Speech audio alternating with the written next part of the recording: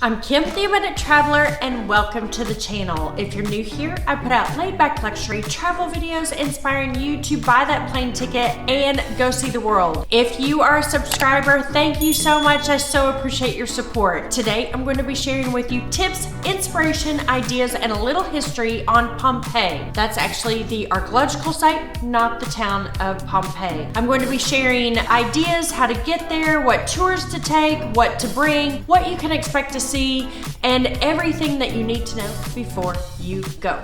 Let's start with a little history of Pompeii. There's actually a main city of Pompeii, the Pompeii of today, which is spelled P-O-M-P-E-I with one I.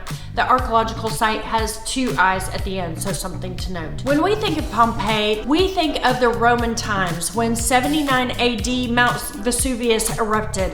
It is crazy to look all over the Bay of Naples and you can see Mount Vesuvius looming up there. It could erupt at any time. The actual eruption that destroyed the village, the Roman village of Pompeii, was in 79 AD. There were about 11,000 inhabitants that were living in the city at that time. It was a relatively wealthy city, sort of a merchant city. It was also located on the coast. Today it's inland, but back in 79 AD it was on the coast. And what happened was Mount Vesuvius, when it erupted, it gave a lot of gas, a lot of fire, and up to 20 feet of ash. So it basically just encompassed and enclosed the entire city of Pompeii.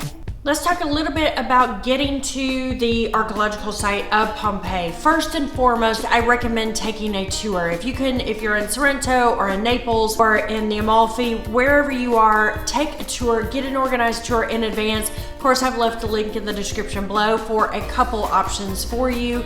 It is well worth getting the history and the information.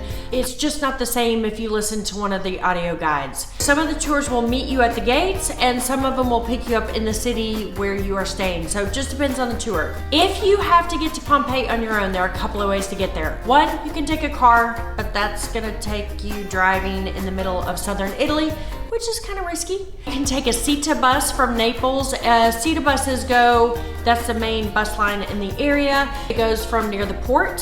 From the other towns like Amalfi and Sorrento, you can take a CETA bus over to Pompeii. In Naples, there are two trains you can take. First is the Vesuviana, which is a local train that's packed with people, no AC, relatively inexpensive, and it leaves from the main train station in Naples.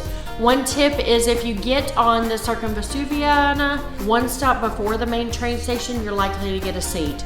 Also, something to note is watch out for pickpockets on that train. You can take the second, more local train, the Metropolitan train, but that train actually stops in the town of Pompeii, not the archaeological site. Whether you're taking the train or the bus from Naples, it's gonna take you 35 to 45 minutes to get there. One of the best things about the CETA bus and the Vesuviana train is they drop you right off at the Scavi gate. Just something to know when you're meeting your guide or when you're going in on your own, there are 3 gates to the archaeological site. So pay attention to which gate you're actually supposed to be at. So if you're headed to Naples and Pompeii and possibly the Amalfi Coast, make sure to go to the description below and download my free packing guide to Naples and the Amalfi.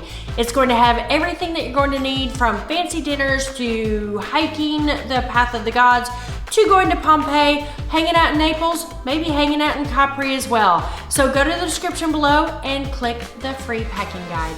So as you're checking out this travel guide to Pompeii, make sure to check out my other videos on the area, including Naples and the Amalfi Coast in general, Capri, Positano, things to do in Naples, day trips from Naples, even a catamaran trip around the Bay of Naples and the Amalfi Coast. So make sure to check out all those videos as well. When you arrive at the Scavi entrance, there's a couple of things there. One, you can leave your luggage there. If you're going to be transferring from one city to the other and you're just doing a day trip through Pompeii, you can leave your luggage for a fee there at that particular gate. Also at that gate and the other gates, you can pick up an audio guide. You can get the audio guide, that's great, but do a tour. So entrance into the site is 16 euros and it opens at 9 o'clock in the morning and closes at 7 p.m. Supposedly in 2022, there are going to be twice as many visitors to Pompeii that there are normally.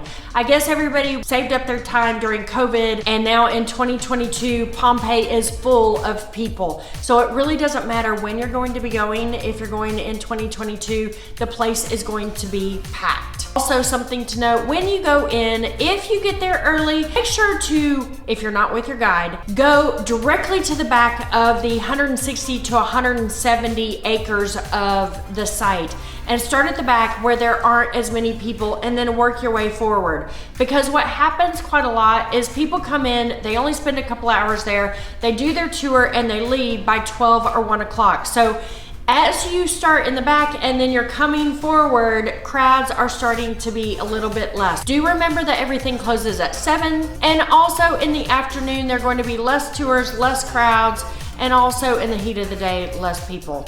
If you can stay all day, that is ideal. Going for 2 hours and doing a tour and leaving is not the way to go. There is so much to see and do, and it's an unbelievable sight. It's crazy to see how the Romans lived, how uniquely different their lives were, and then again, how ordinary and the same that our lives are today. It's such an incredible place to visit, and you want to give it its due and spend the entire day there. There are several things that you have to see. One, you have to go walk the entire forum, the entire perimeter. It's incredible to see the architecture and to see that this huge area was a pedestrian walking area. Just to walk up and down the streets of Pompeii is something incredible as well. They have taverns and they have brothels and they have Roman baths. You can see where they had in a house where they had these beautiful mosaics. There was even a mosaic that had a dog with a chain on it, and supposedly it says, "Beware of the dog." I guess it's for the first "Beware of the dog." What's so incredible is the fact that it's frozen in time and it's Roman times, and how unique it is, but then again, how normal it is and how similar we are today as to the people who are living in 79 AD. It's crazy. While you're wandering around Pompeii on your own, after your tour, maybe you have your audio guide, if you see a locked gate, they're probably doing excavations there, or they're doing a movie, who knows. But sometimes you may peek through that bar where you can't get in, and if you walk around the corner, there may be an entrance that might be open where you can go in and you can see some other spectacular thing. So don't take no for an answer.